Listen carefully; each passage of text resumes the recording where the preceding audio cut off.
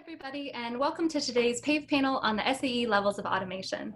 Whether you know a lot about AVs or are just getting started, the levels of automation are one of the most ubiquitous tools for discussing driver automation. And today I'm joined by two top experts on the subject who will help us cover the topic. So my name is Tabitha Coulter, and I'm PAVE's Director of Operations and your moderator for today's panel. I'm honored to introduce our two guests for today. First, we have George Nicols, Advanced Technology Standards Engineer for Toyota Motor North America and Chairperson of SAE's On-Road Automated Driving Committee. George, thank you for being here. Well, thank you for having us, Tabitha. Absolutely. And second, we have Edward Straub, Executive Director of SAE's International Office of Automation. Welcome, Edward. Hi, thanks for having me. Absolutely. So let's start a little bit at the beginning. The SAE standard details 6 different levels of driving automation, ranging from level 0, no automation, to level 5, fully autonomous. This scale has become widely adopted by the industry and has spilled over to even casual automated vehicle discussions with the public.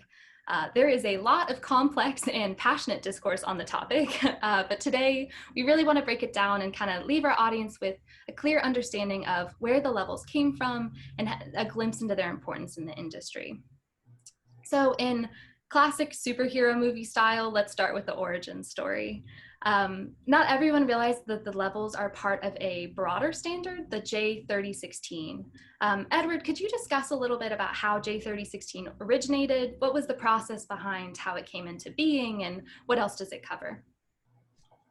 Sure. So J3016, well, let me start with, most people are really familiar with the information graphic, which is one page. It looks like a matrix that shows the 6 levels, 0 through 5.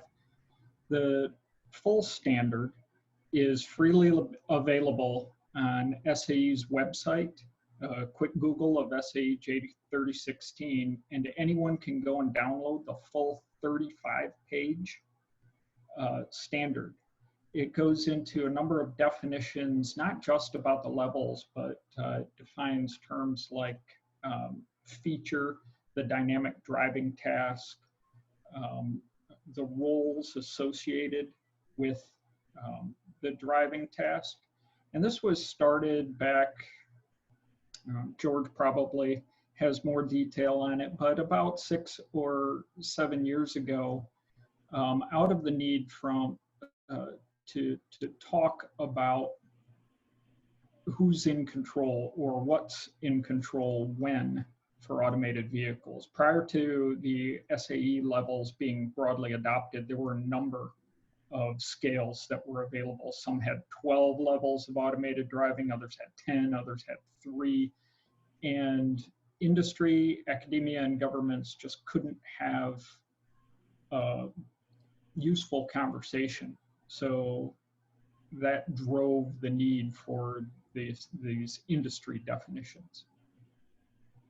George, anything to add there about the goal?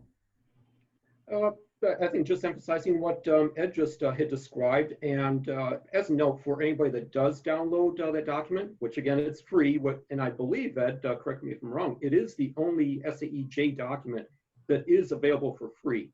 So please take advantage of that. Right at the very end of the document, there is some brief description about the activities, and Ed was correct that you're looking at a time frame about 6-7 years ago. So there were one of the scales that was developed originated in Germany, and the people in SAE at that time, in the ORAD committee, On-Road Automated Driving Committee, had conversations with people that had developed that German information. And so it wasn't just purely an SAE effort. So as that alluded to, that there's this international aspect to it. So there's a little bit of that background history. It's rather brief. It's maybe just a paragraph or so, but that gives you a little bit, gives you a flavor for some of the efforts that were conducted in the origins. Yeah, absolutely. So it sounds like the original vision for J3016 did include the widespread adoption among industry that we have seen. So I'm curious about the consumer side of things, though. Did the original vision for the automation levels include them being as widely used as we see today, or did that kind of publicity come as a surprise? I guess I wouldn't classify it as Sorry, I wouldn't categorize it necessarily as a surprise, but we're definitely pleased. And I think what it really represents is that the wide range of interests in the topic. So where you might stereotypically think that SAE technical documents are really for industry purposes, you're getting the engineers, designers to adhere to something that is common within the industry and an approach, that this document gets into a field that definitely does include the general public. So I think it's probably best to say that we're pleased and satisfied that there is such widespread adoption, use, and interest in the contents that I guess you could argue it's maybe unique among SAE technical documents of this nature.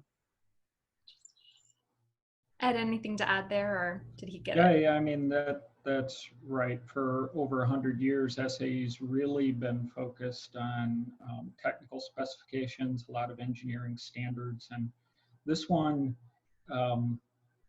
definitely has a lot broader public use and reference. I mean, prior to this, the general public probably was only familiar with SAE in terms of reading the label on their quarts of oil. So it's communicating the levels and what they mean and when they apply. It's definitely it's something that's new for SAE, and again, we appreciate the opportunity like this to talk about them. Great, thank you. Well, before we get to actually breaking down the individual levels, I just wanted to ask if there are any additional kind of core concepts that people really need to understand before we get there. George, is there anything? I think there are two areas that are really important.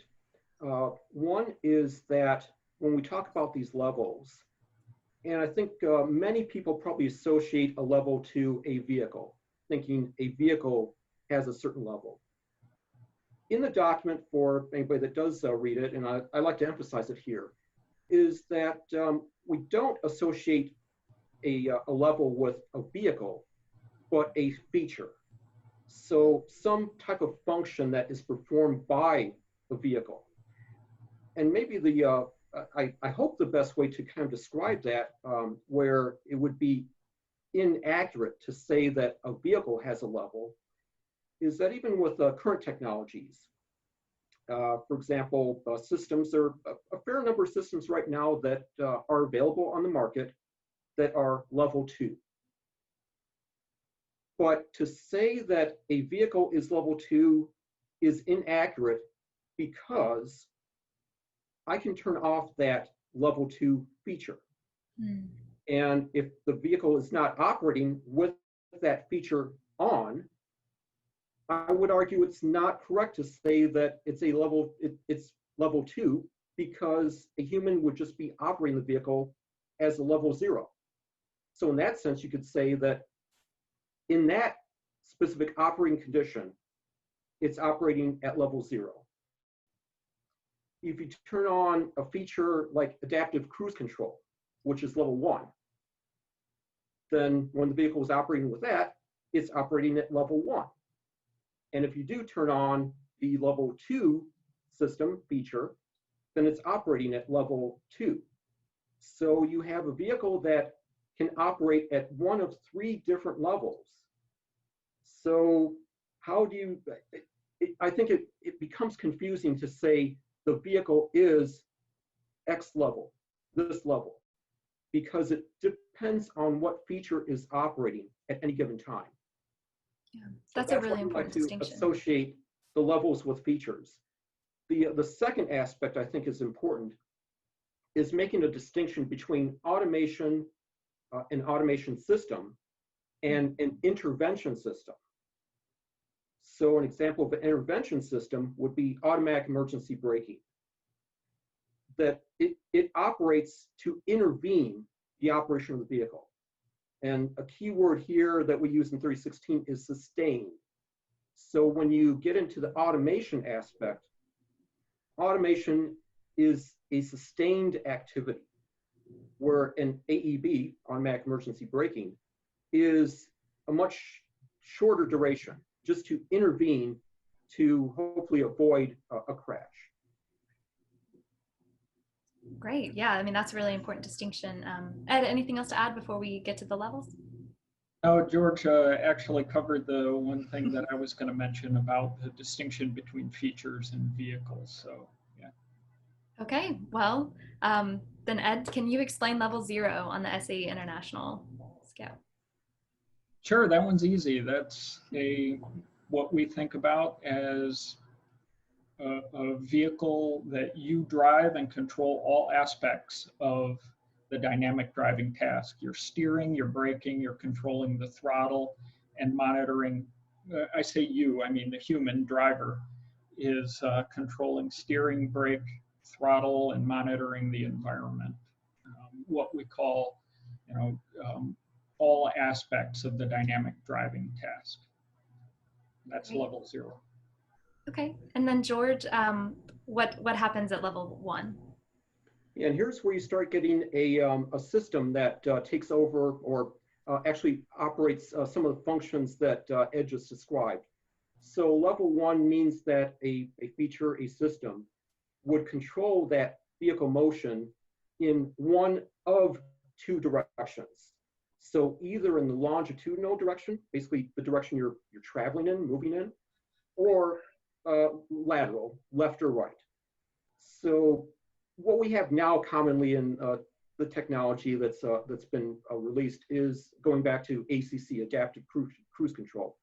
That is level 1 because it is controlling that vehicle motion in the longitudinal direction, moving basically forward, but not left or right for ACC. Now, you could have a level 1 system that only does the steering left or right, but does not control the longitudinal motion. So the key here for level 1 is that only one of those directions is being controlled by the system or the feature. Okay, that's interesting. Okay, so then level 2, Ed, can you build upon what changes there? Yeah, it adds the other directional control that you didn't have in level 1. So if the example to use the example that George brought up about adaptive cruise control, if you had an adaptive cruise control feature turned on and the vehicle was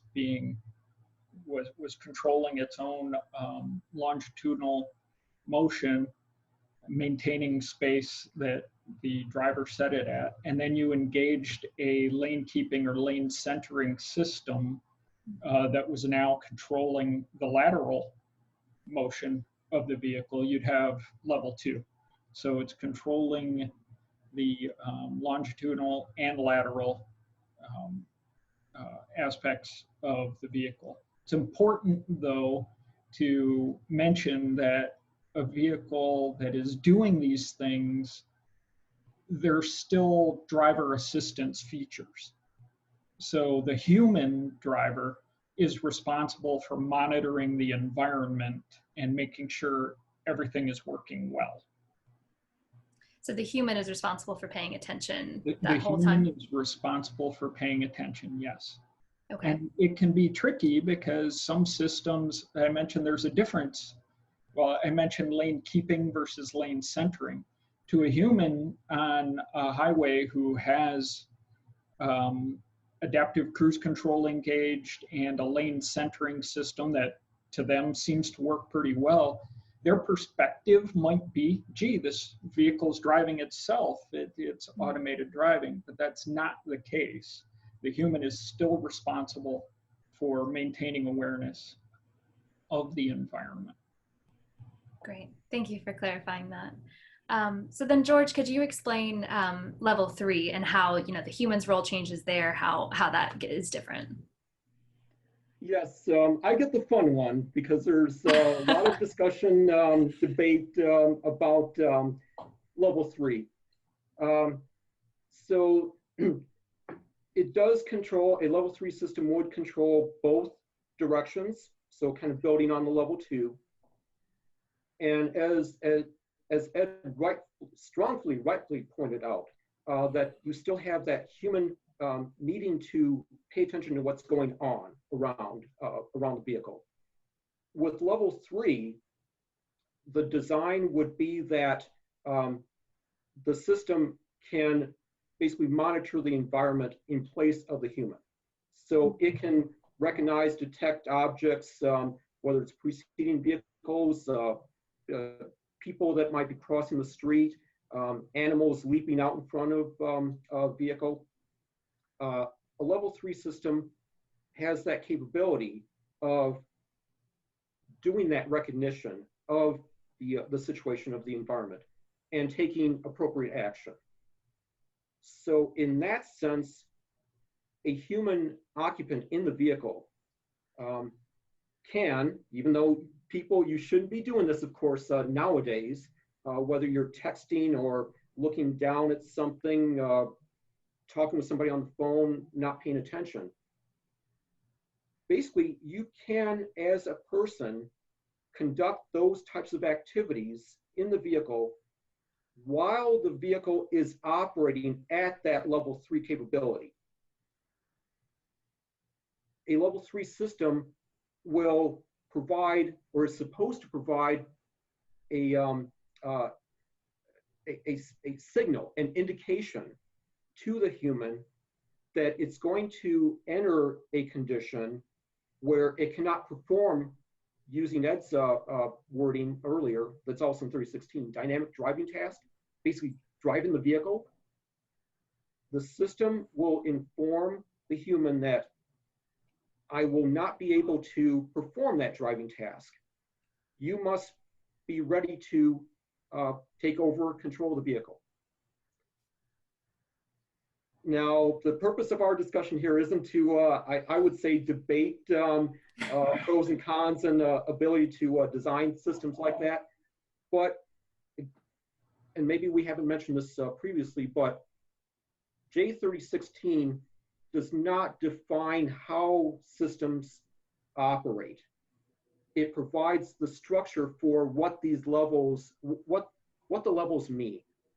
We're not saying how things are designed, but just providing that framework that this is how this is what it means to be level 1, level 2, and so on. And if I could add something there too, it's important to note that the levels are descriptive, right? So if there was no level, level 3, again, I know the purpose isn't to debate it. That doesn't mean that something like that wouldn't be developed. We just wouldn't have a way to talk about it. So the levels here are descriptive based on the way the systems can be designed and fit into these broad categories. It's also important to note that level 3 is conditional. So I'm sure the next question was going to be mine on level 4. So I'll just jump right in. You nailed it. And that's that both level 3 and level 4 features are designed to operate in certain conditions or environments. Now, how those are defined are up to the developer that's designed these systems. So it might be, a lot of us envision one type of environment as controlled access, divided highways. That might be a case where you have a level 3 or level 4 system that you engage, and then the vehicle takes over the dynamic driving task. The difference between 3 and 4 then is where George said with level 3, the system may ask the human on board to take over. A level 4 system is designed to handle all conditions likely to be encountered in that environment, including the safety fallback. So if something goes wrong, the vehicle, if it's a level 4 system, would be able to safely bring itself to a minimal risk condition. When we start talking about level 4 vehicles or level 4 systems, this is also where we can talk about potentially automated vehicles or vehicles that are dedicated to automated driving. So with an L4 system, because it can handle all conditions for which it was designed, its operating domain, its operational design domain, those types of systems may be incorporated or integrated into specifically designed vehicles. Those are the ones that may not have steering wheels or pedals and are simply there to provide transportation or movement of goods in a specific area or under certain conditions. So Okay. hopefully that helps. No, that was real quick. Could you just kind of explain what you meant by minimal risk condition? You threw that in there talking about level 4. So could you just explain that? Sure. So minimal risk condition is basically bringing it's bringing the vehicle to a relatively safe state, right? Because defining a safe state is going to vary significantly. The phrasing used in J3016 is minimal risk condition because any condition has some amount of risk associated with it, especially operating a vehicle. We engage in those and accept that risk every day. So the terms used in J3016 are minimal risk condition. That could be pulling the vehicle off to the side of the road. It could be coming to a controlled stop somewhere. It could be exiting to a lower or reducing speed to accommodate changing environmental conditions. It could be any of those. Great, thank you. And then George, could you bring us home with the definition for level 5?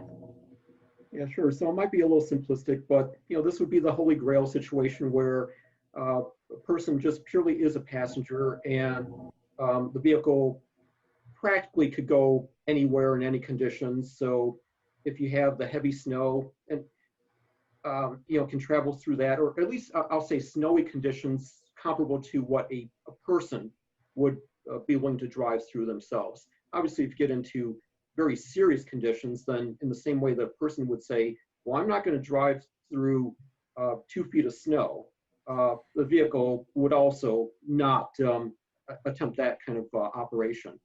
But limitations on whether it's day or night, different roads, effectively those are unlimited.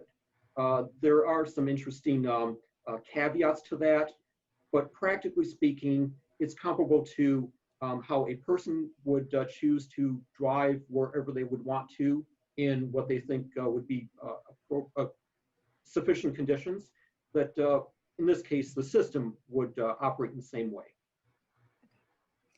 Well, that was wonderful. Thank you both so much. So now I want to kind of turn to public understanding of these automation levels. So if you could leave a member of the public with sort of one insight or one lesson from these levels, what would you want that to be? Ed, could you start maybe? Sure. I guess the one insight I would leave is that nobody out there right now can buy a vehicle that drives itself. The features that are available are meant to assist the human driver, and that any vehicle that anybody who's probably listening to this in the public could buy or have access to, they need to maintain awareness and oversight of the vehicle and the driving test. That'd be the main thing. Yeah, thank you. George? Actually, I think mine would be related to Ed's, that to recognize that with these different levels, the 1 through 5, that depending on those levels, there is still some role that a human has. So that I think that really needs to be strongly understood by people. So for example, maybe an easy example, the level 1, that there's only a certain aspect of the vehicle operation that is performed by the system, that there's all the other activities that are still required of a human. So in using these systems, that people need to be aware of what their role is for operating the vehicle. Absolutely. So we're kind of coming close to the end of our time. So I wanted to look ahead to the future a little bit. I know SAE is regularly updates J3016. So I was wondering if you all had any insights into what we could expect from the future there. George, would you like to take that one? Yeah, sure. Thanks, Ed. So I think maybe this is kind of fortuitous timing, but as part of the process for generating these documents, we have a ballot where a document basically is voted on by committee members. So we are literally in the ballot process on the SAE side for the next update to J3016. And I think one significant aspect about the next version. So the current version was released in 2018. This next version, well, I'm sorry, let me back up to the 2018 version. That was really updated from the previous versions just by the SAE members within the ORAD committee. This next version has actually been a joint effort between SAE and ISO. So getting back to the ballot process, we have started the ballot process on the SAE side. There's a mirror type of process on the ISO side. But to me, the significance of this is, first of all, having this joint effort between these two standards organizations groups. And if anybody had maybe thought there was maybe some type of a bias, a US bias or SAE bias with the current versions and preceding versions of 3016, then what you see reflected in what will be the next version is literally an international effort, a joint effort. So I think that kind of reflects again, the wide range of interest in the topic, and even standards organizations themselves have some level of competitiveness between them, if you will, that each of them develops standards. But with this joint activity, I think it really reflects how so much more collaboration and interaction between whether it's developers or standards organizations, the public, that that kind of effort is really important for this technology to progress. That's great. Ed, any other kind of final thoughts on that? No, I think George summed it up very nicely. Great.